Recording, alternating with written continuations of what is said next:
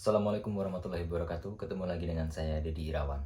Ada juara baru Indonesia yang sampai tembus ke UFC, JK Saragih. Sekarang dia sudah masuk ke babak final dan akan bertarung beberapa bulan lagi untuk merebutkan juara satu Road to UFC. Semoga menjadi juara dan membawa nama baik Indonesia.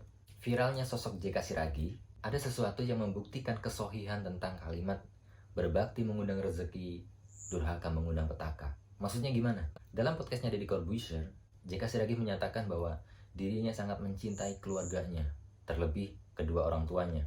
Lah, emangnya ada orang yang nggak mencintai keluarganya? Apalagi orang tuanya? Ya, kita cek sendiri saja.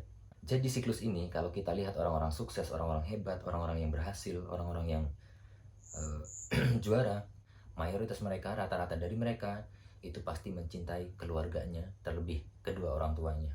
Contoh lain misalnya kita lihat grup band Slang yang memiliki fans terbesar di Indonesia. Bahkan kalau kita lihat konser-konser gitu ya, meskipun nggak ada grup band Slangnya, tetap ada yang mengibarkan bendera Slang di sana. Sebut saja Kakak, vokalis dari grup band Slang.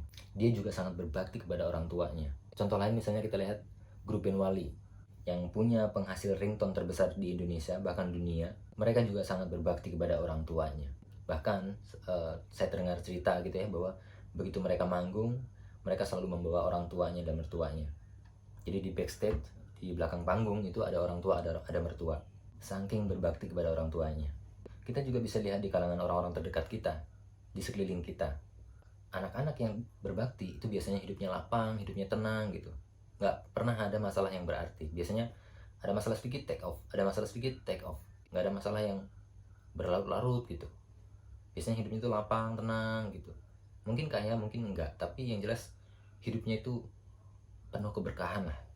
Coba kita cek di sekeliling kita gitu ya, kerabat-kerabat kita, tetangga-tetangga kita gitu. Mereka yang berbakti pada orang tuanya biasanya hidupnya itu melapang. Kita pasti masih ingat ada kisah Malin Kundang, bahwa cerita ini sebenarnya itu fiktif, nggak nyata. Ini cerita cuman karangan lah gitu. Tapi pesan yang disampaikan itu benar. Jadi anak-anak yang durhaka itu hidupnya membatu, hidupnya persis seperti batu keras. Jadi kisah Malin Kundang itu fiktif, tapi pesan yang disampaikan itu benar. Anak-anak yang durhaka hidupnya membatu.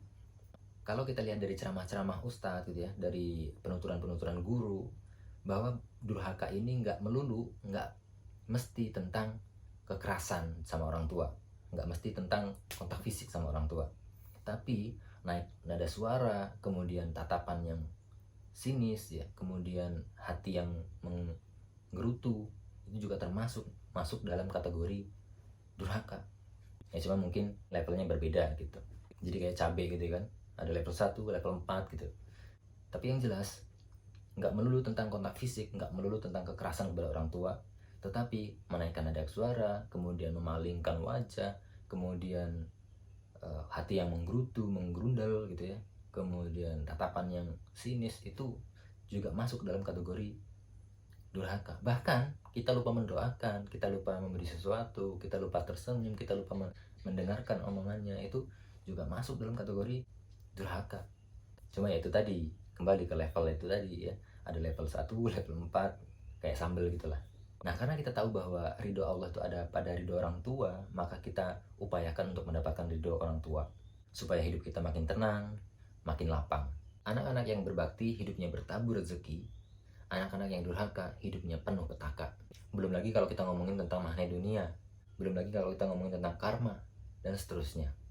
Karena kita nggak mau keturunan-keturunan kita itu durhaka kepada kita, maka jangan lakukan itu kepada orang tua kita.